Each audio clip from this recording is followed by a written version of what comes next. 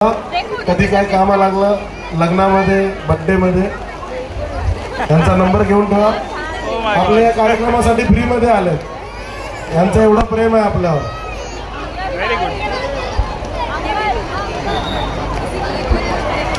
या गुडदेव नाक्यावर पहिले 7 तास लागत आहे।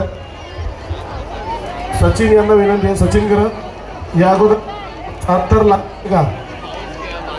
गुडदेव नाक्यावरती आतापर्यंत 5 थर लागलेले आहेत, 6 थर लागलेले आहेत, 3 एक्के लागलेले आहेत। महिलांचा 5 थर लागलेले, 2 एक्क्यांची दहीहंडी झालेली आहे। परंतु मला वाटतं ही पहिली 7 थरासाठीचा पहिला अटेम्प्ट आहे हा। बघूया, गुडदेव नाक्यावरती पहिला 7 थराचा अटेम्प्ट आहे।